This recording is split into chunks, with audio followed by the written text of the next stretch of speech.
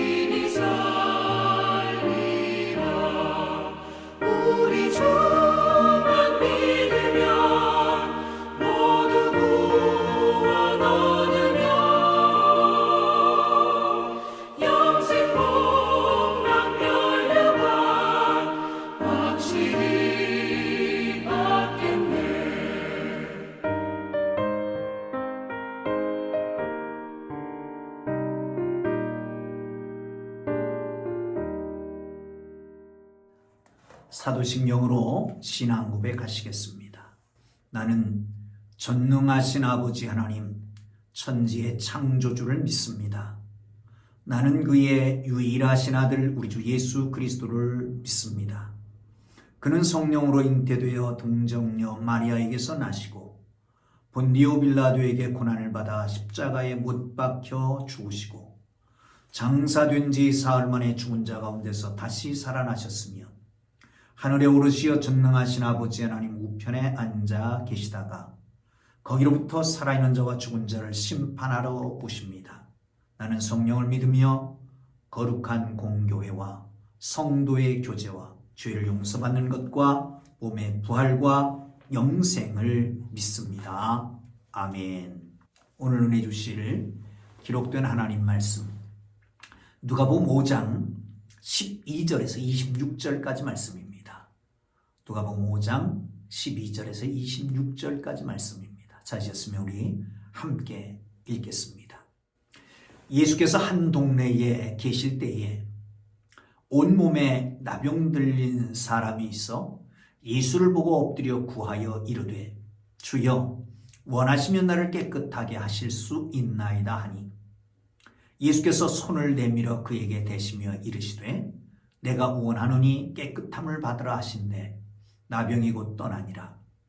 예수께서 그를 경고하시되 아무에게도 이르지 말고 가서 제사장에게 내 몸을 보이고 또 네가 깨끗해 됨으로 인하여 모세가 명한 대로 예물을 드려 그들에게 입증하라 하셨더니 예수의 소문이 더욱 퍼짐에 수많은 무리가 말씀도 듣고 자기 병도 고침을 받고자 하여 모여오되 예수는 물러가서 한적한 곳에서 기도하시니라.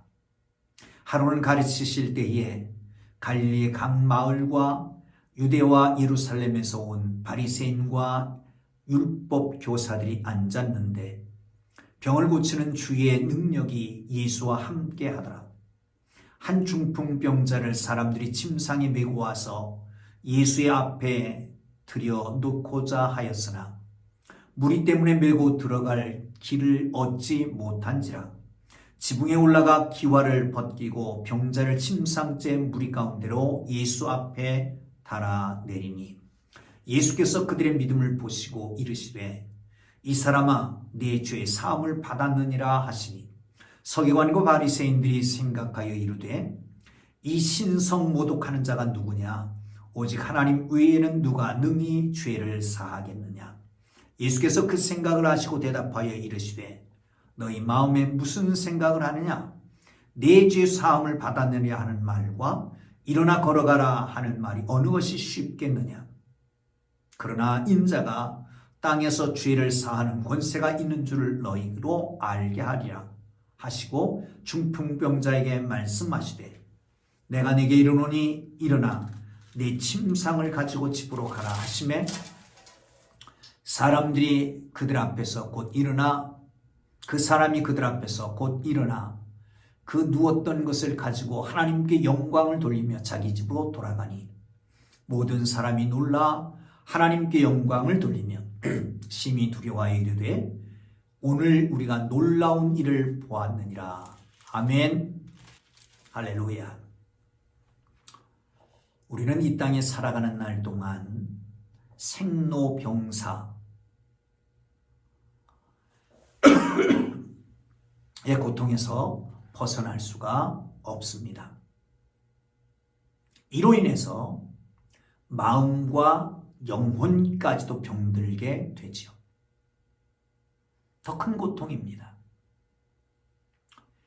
그것은 절망이고 이 절망 가운데 있었던 두 사람을 오늘 발견하게 됩니다. 하나는 나병 환자이고 하나는 중풍병자입니다.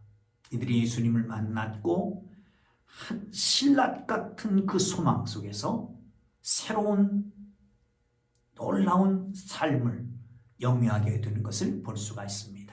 여러분, 어떤 고통으로 고민하고 아파하고 힘들어 하십니까?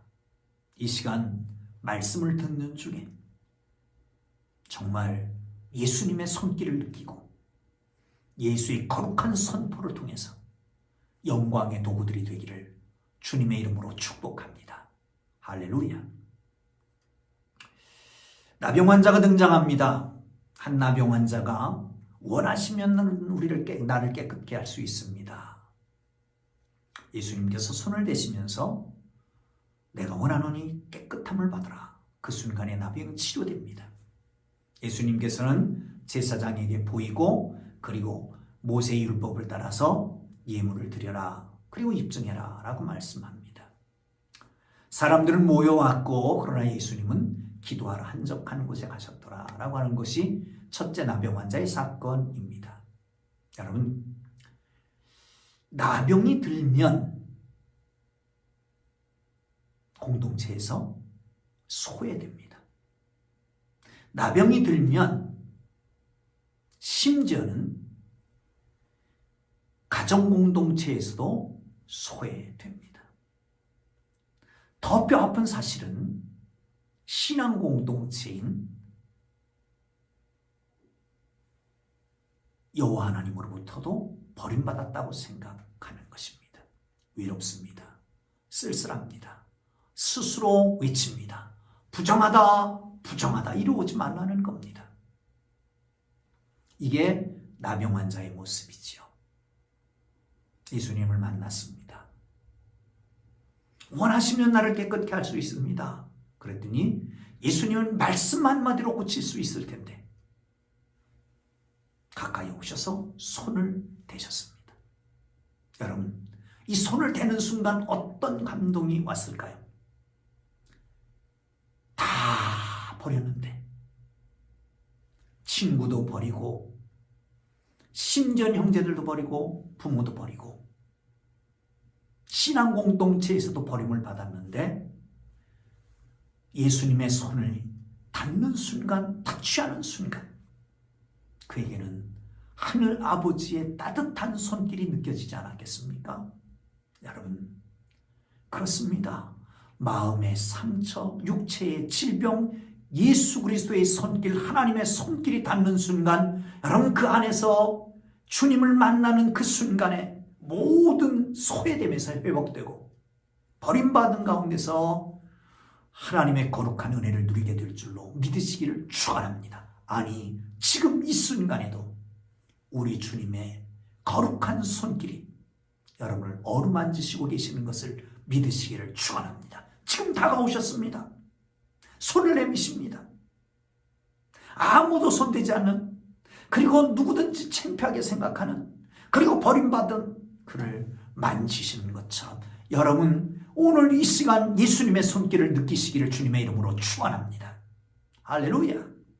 그리고 말씀합니다. 깨끗함을 받아라. 그 순간 완전히 치유되는 것을 볼 수 있습니다. 사랑하는 성도 여러분, 또 한 가지 중요한 것 하나는 뭐냐 하면 문둥병은 무감각한다는 겁니다. 감각이 없습니다. 처음에는 점이나 내지는 얼룩이로 시작하지만 그런데 이것이 점점 퍼지면 손과 발이, 그리고 내 몸이 아닙니다. 감각이 없습니다. 손가락이 떨어져 나가도 감각이 없고 발가락이 떨어져 나가도 감각이 없는 것입니다. 이게 문둥병입니다. 여러분, 문둥병이라고 해서 죄송합니다. 나병이죠. 한센병입니다. 여러분, 현 시대를 가리켜서 산무의 시대라고 말합니다. 첫째 무는 무책임입니다.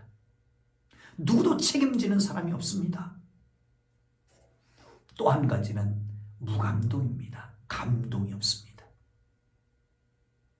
꽹과리를 쳤고 노래를 부르고 울어도 누구 하나 거기 함께 동조하는 사람이 없습니다. 감동이 없는 시대입니다. 또 한 가지는 무감각한 시대라고 합니다. 여러분, 죄를 지으면 마음이 아파야 되지요. 우리 오랫동안 거기 찌들었기 때문에 죄를 져도 무감각하진 않습니까? 사랑하는 성도 여러분, 처음에 조그만 죄를 지면 마음이 아파도 나중에 큰 죄를 지면 감각이 없어지는 이런 아픈 현실 속에서 무감각한 사람들이 아니고 감각 있는 사람들이 되기를 주의 이름으로 축원합니다.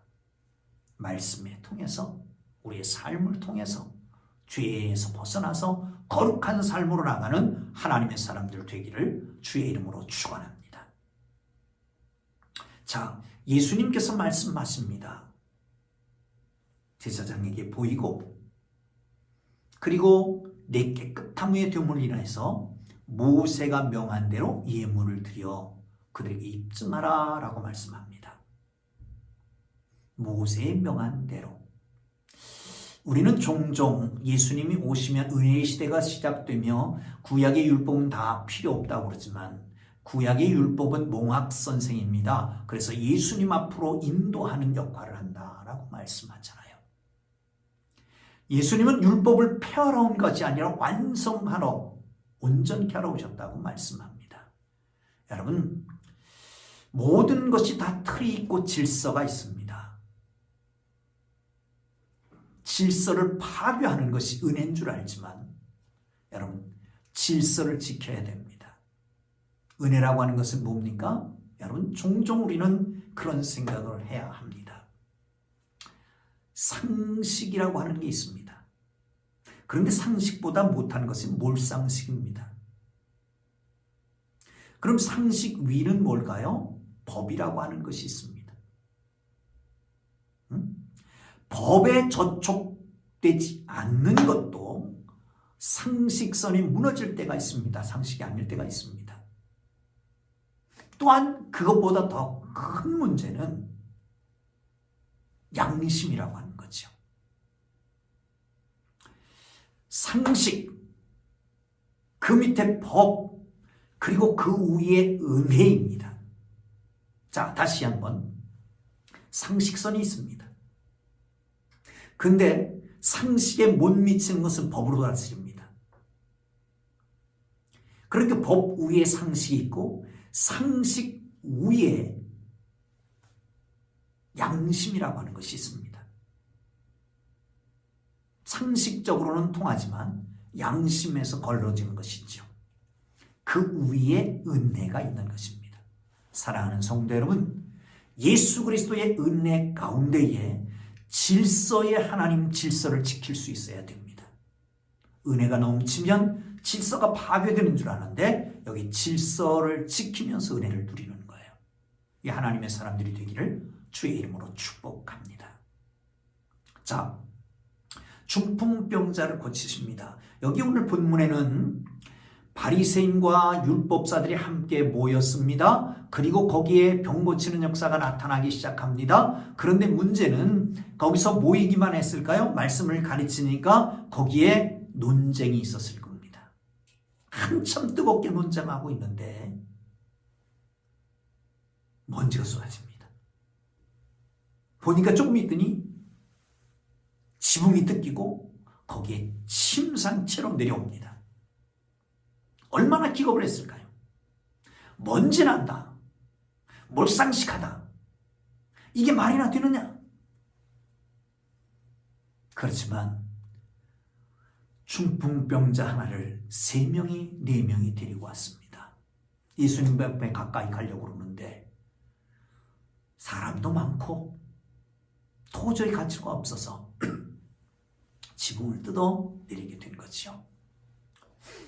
예수님 그것을 보고 그들의 믿음을 보고 그 병자에게 네 죄의 사함을 받았느니라. 일어나 걸어가라. 치유받게 된 것을 볼 수 있습니다. 여러분, 진정 확신은 간절한 믿음이 동반됩니다. 그 간절한 마음 속에서 적극적인 행동이 나타나게 되는 거죠. 내 친구들은 이 병자 우리 친구가 예수님 앞에 가면 낫는다라고 하는 이 확신이 생겼습니다. 간절한 마음이 있었습니다. 이 사랑하는 친구를 예수님 앞에 데려가야 된다는 간절한 마음. 그런데 데려갔지만 예수님 앞에까지 갈 수가 없습니다. 과감한 행동, 적극적인 행동을 합니다. 기와를 뜯어내고 거기 예수님 앞으로 친구를 달아내립니다. 사랑하는 성도 여러분, 우리는 종종 믿는다 확신한다 그러면서 마음속에 간절함이 없을 수 있습니다. 마음에 간절함이 있음에도 불구하고 행동으로 옮기지 못할 수가 있습니다. 여러분, 머뭇머뭇하는 게 뭡니까? 간절한 마음을 가지고 과감한 행동, 적극적인 행동으로 주님 앞에 나가기를 주의 이름으로 축원합니다. 그 믿음이 기적을 일으킵니다. 그 친구들의 사랑이 기적을 일으키게 되는 것입니다. 사랑하는 성도 여러분, 이 놀라운 기적이 여러분 속에 나타나서 금년 한 해가 기적의 주인공들이 되기를 주의 이름으로 축원합니다. 뿐만 아니라 여러분 주위에 있는 모든 사람들이 기적을 체험하기를 주님의 이름으로 축원합니다. 내가 사랑하기에, 내가 믿기에 우리 주변에 있는 사람들까지도, 내 친구들까지도 기적을 체험하는 놀라운 역사가 있기를 주님 이름으로 축원합니다. 그런데 보세요. 그를 고치기 전에 내 죄 사함을 받았느니라 먼저 선언합니다. 내 죄 사함을 받았느니라 라고 선언하고 있는 것을 볼 수가 있습니다. 여러분, 힘들고 불가능한 상황 속에서 우리는 어떤 태도를 취합니까? 믿음의 행동입니까? 아니면 불신앙의 행동입니까? 믿음은 기적을 낳습니다. 그러나 기적을 낳는 믿음이 갑자기 생기는 것이 아닙니다. 갑자기 생기는 게 아니라 서서히 성장하게 되는데 그것은 또한 그 믿음이 안전한 곳에 성장하는 게 아니라고 하는 것이죠. 안전한 곳을 떠나서 도전할 때 생깁니다. 익숙할 때 생기는 것이 아닙니다. 자기를 제한하는 모든 장애를 뛰어넘을 때에 그 믿음이 생기고 그 믿음 속에 기적이 나타나고 능력이 나타나는 것입니다. 할렐루야. 나가서 여러분, 죄의 사함을 받았느니라. 그리고 예수님이 그를 말씀합니다. 그 죄의 사함을 받았느니라 그냥 난리가 났잖아요. 참나마도다. 신성모독죄로다. 하나님만 할 수 있는 일을 어떻게 내가 할 수 있느냐. 예수님 말씀합니다. 내 죄의 사함을 받았느니라 하는 말과 일어나 짐승을 가지고 걸어가라라고 하는 말, 어떤 것이 쉽겠느냐? 다 쉽지 않다는 겁니다. 그런데 예수님께서 이렇게 하신 이유는 예수님의 죄 사함의 권세가 있는 것을 선포하기 위함이라는 거죠. 자, 다시 거꾸로 말하면 이 중풍병자는 기중풍병자가 있기 때문에 친구들이 단합할 수 있었습니다. 그리고 예수님 앞에 나올 수 있었습니다. 또한 이 중풍병자가 있었기 때문에 예수님이 죄 사함의 권세가 있는 줄을 주위에 모든 사람에게 선포하게 됐습니다. 이 사람은 자리를 들고 하나님께 영광을 돌리며 떠났고 주위의 모든 사람이 놀라운 일을 보면서 하나님 앞에 영광을 돌리게 됩니다. 그렇다면 돌려서 말하면 이 사람의 중풍병은 하나님의 영광의 도구였지 않습니까? 사랑하는 성도 여러분, 어쩌면 우리가 아픈 것이, 우리의 고난당하는 것이, 일이 잘 안 풀리는 것이 하나님의 영광의 도구가 될 수도 있는 것 아니겠습니까? 여러분의 처지가, 나의 처지가, 우리의 상황이, 형편이 다 하나님의 섭리 아래 있고 그것은 하나님의 영광의 도구가 되는 것을 믿으시고 금년 한 해 영광의 도구로 살아가는 하나님의 사람들 되기를 주의 이름으로 축원합니다. 이 확신 속에 살아가기를 바랍니다. 기도합니다. 이제는 우리 구주 예수 그리스도의 은혜와 하나님 아버지의 극진하신 사랑하심과 성령님의 감화, 감동, 위로, 인도, 역사하심이 신락 같은 수망 속에 예수님을 만나고 예수님으로부터 모든 것이 완벽하게 해결되기를 기대해 주의 사랑하는 백성들 위해 이제로부터 영원토록 함께 계시기를 간절히 축원하옵나이다. 아멘. 우리 주님 부르고 기도하시다가 자유롭게 돌아가겠습니다. 주여, 주여, 주여.